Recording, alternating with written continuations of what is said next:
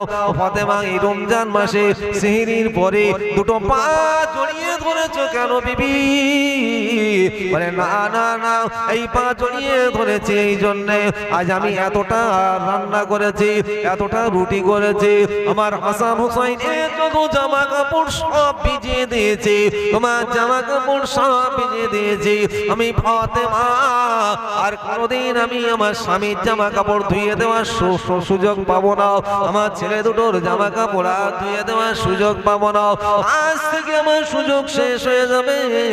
যা আটা ছিল সব রুটি করেছে, আমার হাতের রুটি এই আমার হাসান হুসাইন খাবে, আর খেতে পারবে না, খেতে পারবে না। হযরত আলী ঝরঝর করে কাঁদছেন, বলছে কি হয়েছে বিবি বলো? বলে আজকের দিনে আমার আব্বা আমাকে বলে গেছেন আজকের সন্ধ্যার মধ্যে আমার ইন্তেকাল হবে, আর সন্ধ্যা বেলা আমার আব্বার সঙ্গে জান্নাতি ইফতার হবে। আমাকে ক্ষমা করে দাও স্বামী, আমার ক্ষমা করে দাও। বাচ্চা দুটো লক্ষ্য রেখো, বাচ্চা দুটো লক্ষ্য রেখো, আর আমার জন্য মাফ করো, আমার জান্নাতি বলে একটু দোয়া করো। ওই সময় হযরত আলী খাতুনে জান্নাতের মাথায় হাত দিয়ে বলেছিলেন, ও রাসূলুল্লাহর বেটি, কলিজার টুকরি, রাসূলুল্লাহর বেটি রে, আজকের দিনে তোমার আমি ভালো ঘরে থাকতে দিতে পারিনি, ভালো একটা পোশাক দিতে পারিনি, ভালো আমি খাওয়া দিতে পারিনি। দিন দুনিয়ার মাঝখানে মক্কার মানুষ, বড় ধনী ধনী মানুষেরা, মদিনার ধনী ধনী মানুষেরা সবাই এসেছিল ফাতেমার বিয়ে করার জন্য। আমার রাসূলুল্লাহ কারো দেয়নি, আমি মুটে মজুরি করা মানুষ, আমি মুটে মজুরি করা মানুষ, আমার ঘর নেই, বাড়ি নেই, দরজা নেই, খাওয়া নেই, দাওয়া নাই। আমি তোমাকে অধিকগ্ন সময় রোজা রাখতে দেখেছি, খাদ্যের অভাবে পেটে পাথর বাঁধতে দেখেছি। এক্ষুনি তুমি দুনিয়াতে চলে গিয়ে তোমার আব্বার সঙ্গে দেখা হবে, আখিরি জামানার নবীর সঙ্গে দেখা হবে, দু জাহানের বাদশার সঙ্গে দেখা হবে। ও আমার ফাতেমা, স্বামীর যেন বদনাম করো না, আমি আলী আমার যেন খবরদার তোমার আব্বার কাছে শিকায়েত করে জানিয়ে দিও না যে এমন একটা ছেলে সঙ্গে বিয়ে দিয়েছো। আমার এত কষ্ট জীবনে হয়েছে, আমি লজ্জিত হব, শর্মিন্দা হব, আমি বহুত ব্যথিত হব। আল্লাহ রাসূলের কলিজার টুকরি মেয়ে বলেছিলেন, ও হাসান হুসাইনের আব্বা, আমার স্বামী ভুলে যেও না, ভুলে যেও না, ভুলে যেও না। আমি আমার আব্বার মুখে শুনেছি আল্লাহ পাক আদম আলাইহিস সালাম থেকে নিয়ে আর দুনিয়ার শেষ পর্যন্ত এইরকম পুরুষ আর দুনিয়ায় আসবে না, এইরকম মেধা শক্তি মানুষ আর আসবে না, ইলমে সুরাইয়ার হকদার আর কেউ হবে না, এত জ্ঞানী মানুষ আর হবে না। না না না না, আল্লাহ পাকের পছন্দ বান্দা আর আসবে কি না, সেই মানুষটাই আমার স্বামী, সেই মানুষটা আমার স্বামী। আমি আমার আব্বার কাছে গিয়ে বলবো, ও আমার আব্বা, আপনি যার সাথে বিয়ে দিয়েছিলেন আমি ফাতেমা বড় সন্তুষ্ট ছিলাম।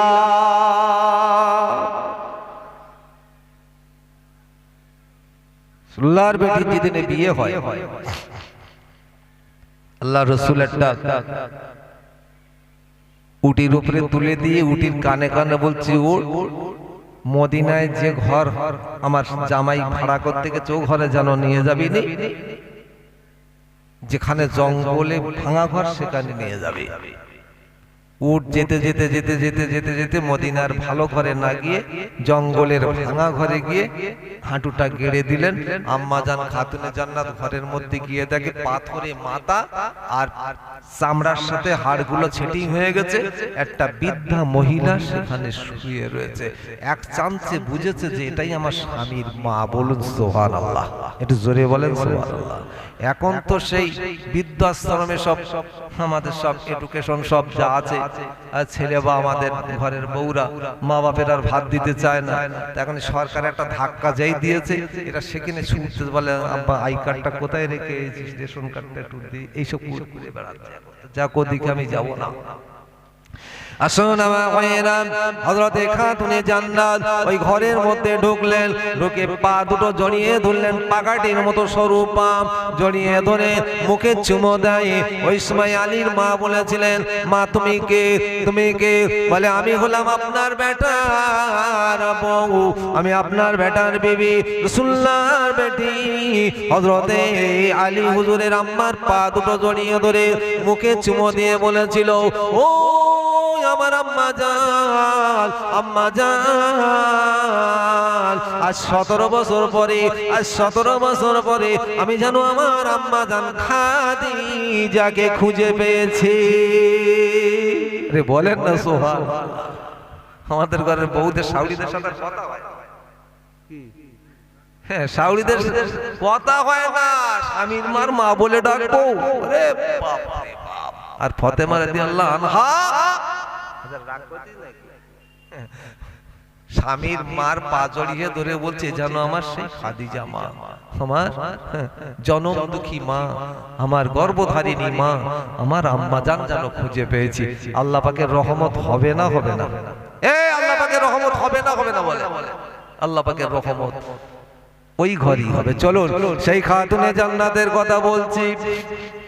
আব্বা জানের কোলে মাথা দিয়ে জেনে নিলেন। ওই সময় হযরতে আলী হুজুরের জানিয়ে দিলেন, বুঝিয়ে দিলেন, যান তাড়াতাড়ি চলে যান, তাড়াতাড়ি ফজরের নামাজ পড়ে দেরি করবেন না, চলে আসবেন, আজকের কাজ আছে, তাড়াতাড়ি চলে আসবেন। আম্মা জান বলে দিলেন, হযরতের শ্রী খোদা রমজান মাসে আওয়াল ওয়াক্তে ফজরের নামাজ হয়, নামাজ পড়তে চলে গেলেন, রানিং নামাজ পড়ে চলে এলেন। হযরত আম্মা জান ও রানিং নামাজ পড়ে ইশরাকের পার্টি ছেড়ে দিলেন। এসে বলছে, ফাতেমা ইশরাকের নামাজের পার্টি তো তুমি ছাড়ো না, আজকে কিভাবে ছেড়ে দিলে? বলে তুমিও তো ছাড়ো না। বলে তুমি বলেছো বলে আমি চলে এসেছি। ও আমার স্বামী রে, হাসান হুসাইন আব্বা, দুনিয়া থেকে আমি চলে যাব, দুনিয়া থেকে আমি চলে যাব। ওই জন্য আপনার গৃহের আমি কাজ কামগুলো সাবধানের জন্য আজ আমি নামাজের পার্টির থেকে উঠে পড়েছি, নামাজের পার্টির থেকে উঠে পড়েছি। ভাই আমার যত রকমের কাপড় চোপড় গুলো ধোয়ার ছিল ধুয়ে দিল, যা কিছু রান্না বাগানের যা ছিল কিছুটা করে দিলেন। এবারে হযরতে আসমাকে ডাকলেন, ওটাই হলো আমার আম্মাজান খাতুনে জান্নাতের বান্ধবী ছিলেন হযরতে আবু বকর বিনতে ও আসমা। ওনাকে ডেকে বললেন, ও বাবুজান, আমার ইন্তেকালের পরে গোসলের দায়িত্বটা তোমাকে দিলাম, তোমাকে দিলাম। আমি যখন আমার সময় হয়ে যাবে, আমার এই ঘরের মধ্যে আমি যাব, তুমি দরজায় কান দিয়ে থাকবে।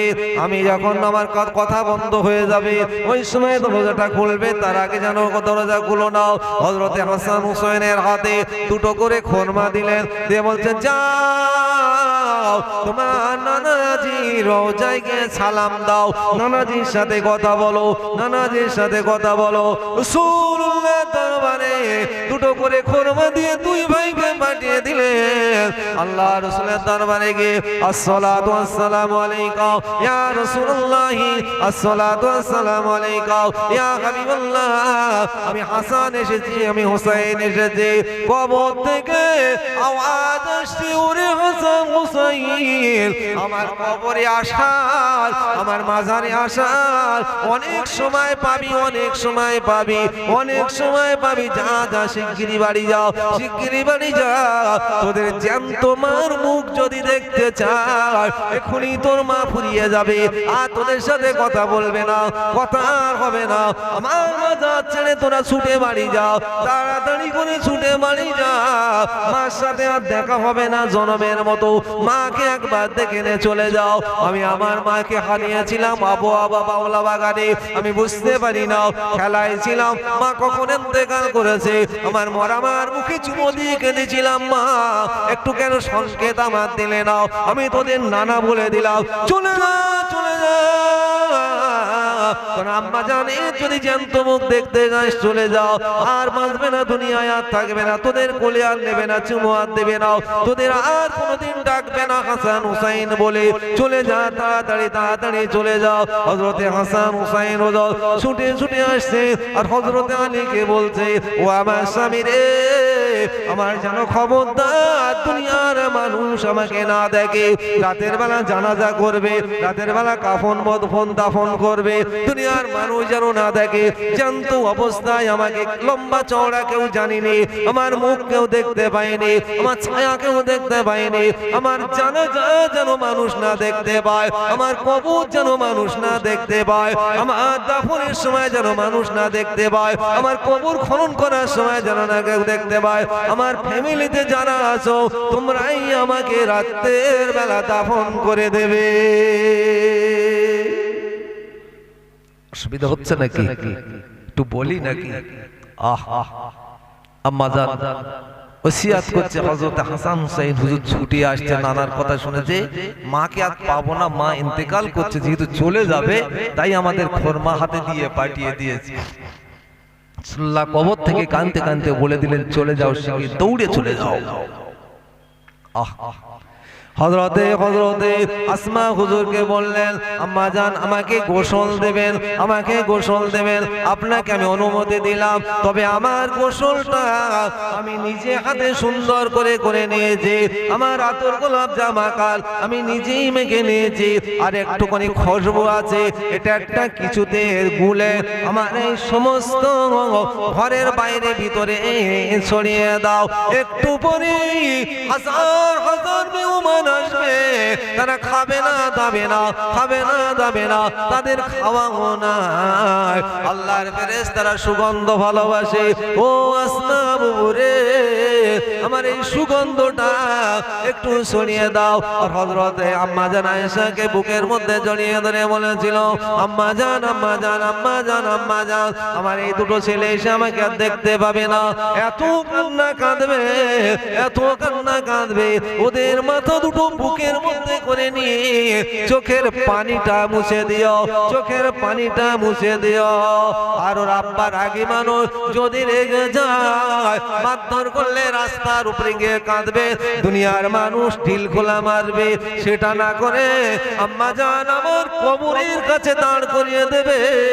আমি খাতুনে জান্নাত ফাতেমা, আমি কবর থেকে ওদের সান্ত্বনা দিয়ে দেব।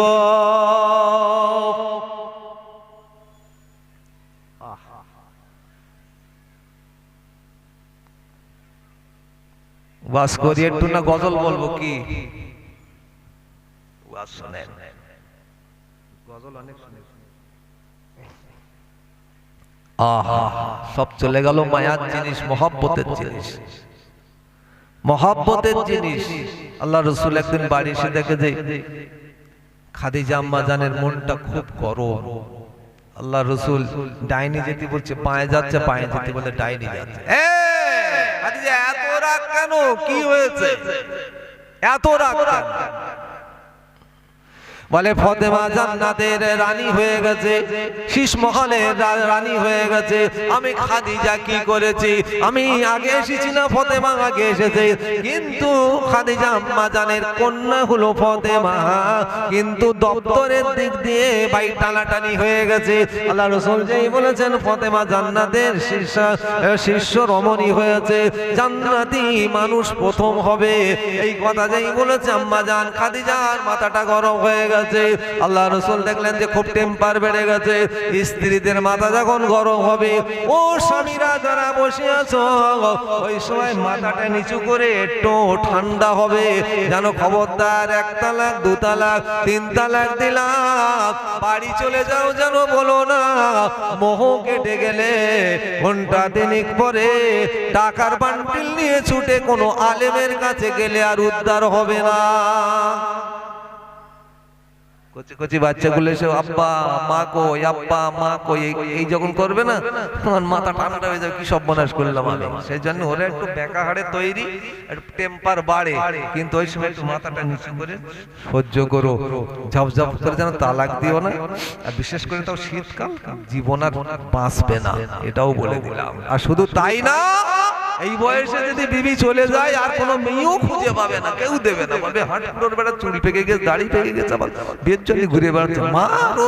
সেই জন্য যা আছে মানকে গুন গেলে চলে, এতেই হবে কি? হ্যাঁ, এতেই রহমত হবে। ওয়াজটা করছি ঠান্ডা মাথায় শোনেন না। হযরতে আম্মা জান খাদিজা গরম হয়ে গেছে। রাসূলুল্লাহ বলছে বিবি গরমের কি আছে, কি হয়েছে বলো। বলে আমার মেয়ে কদিনের মেয়ে, সে জান্নাতি হয়ে যাবে, আগে তার হাতে টিকিট নেবে, তার কাছ থেকে পারমিশন নিয়ে বোর্ডিং পাস করে তারপরে জান্নাতে যেতে হবে।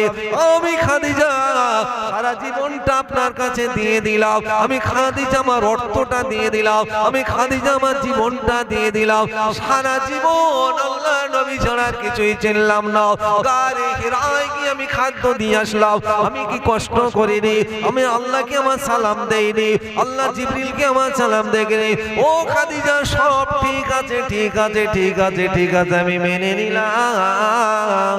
ও আমার খাদিজা রে, ফাতেমা আর কজনা দেখেছে আর তোমার মক্কার জমিনে কজনা দেখেছে, একটা অঙ্কই আমার শুধু বলো। আমার বেটি ফাতেমার কটা বেটা ছেলে চেনে আর তোমার কটা বেটা ছেলে চেনে? তুমি তো ছোটবেলাতে ব্যবসা করেছো, শামসিরিয়া একটাও জায়গা বাদ দেওনি, মিশর পর্যন্ত গেছো, এমনকি তোমার মাল কলকাতা মুম্বাই পর্যন্ত ভারতে গেছে। এমন বড় ব্যবসায়ী ছিলে, হাজার হাজার পুরুষ মানুষের সাথে ব্যবসা করেছো।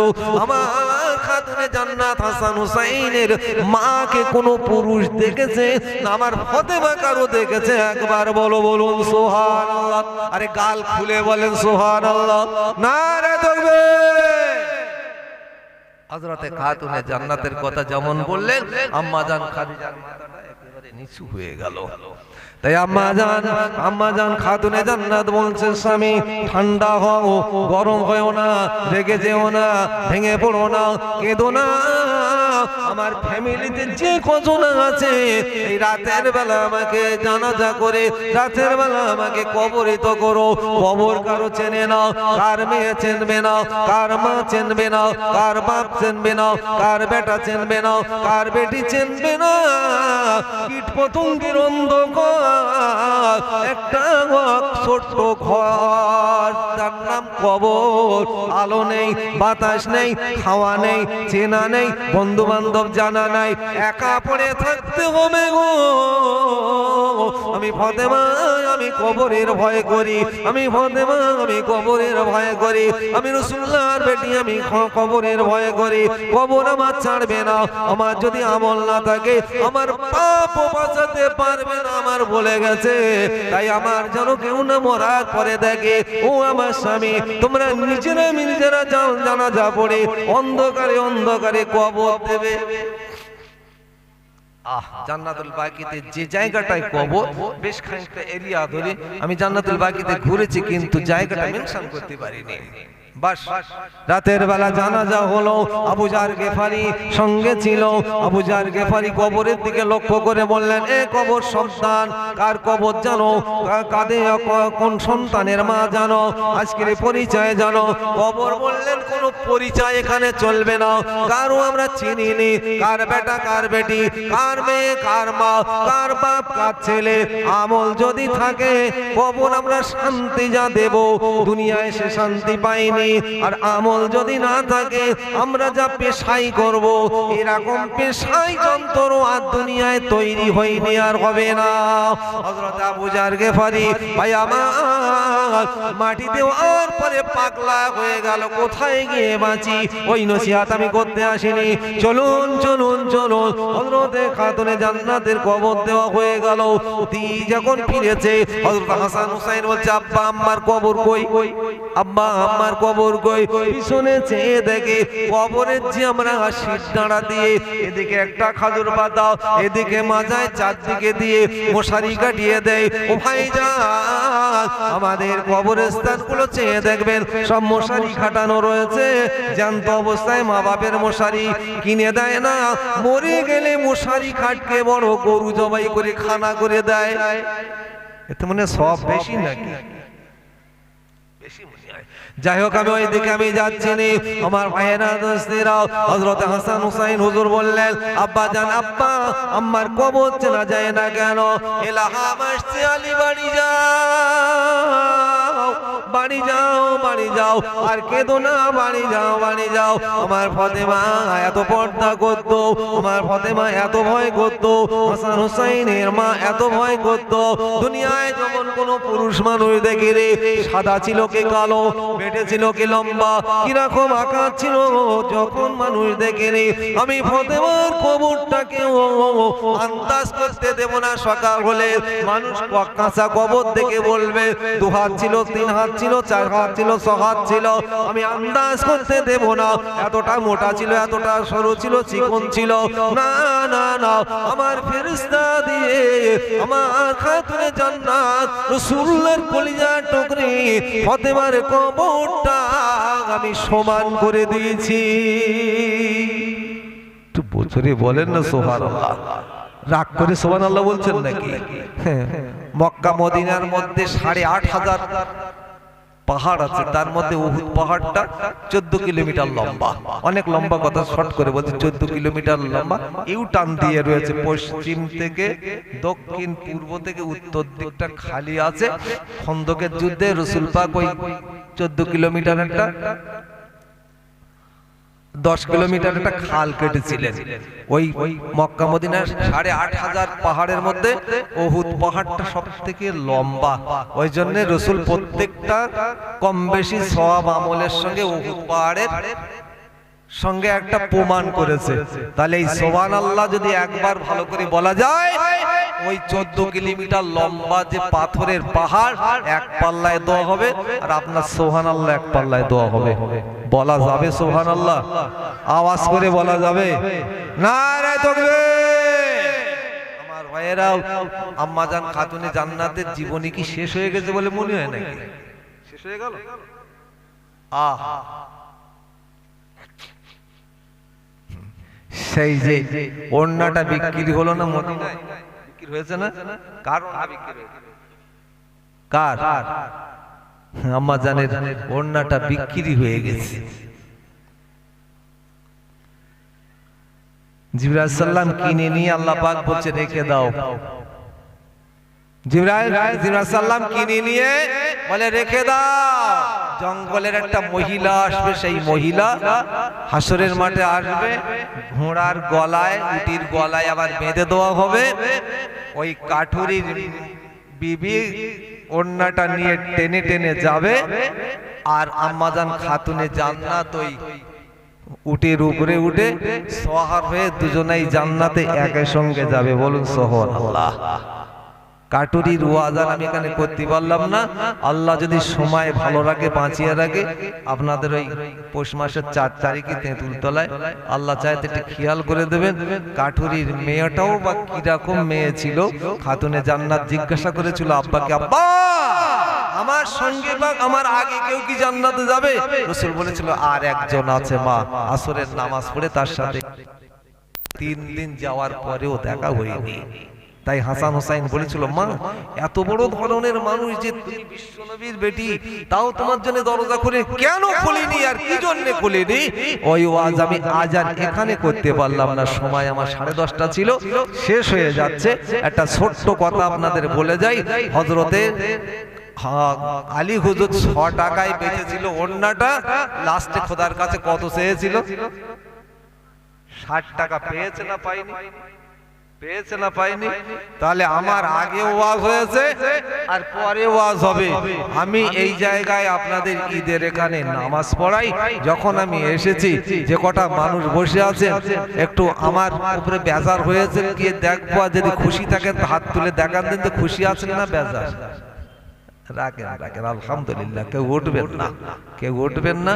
আমি শুধু একটুখানি টাচ দেব, একটু তাবারুক আবার সামনের বছরে হবে তো, সেই জন্য একটু তাবারুকের কথা বলবো।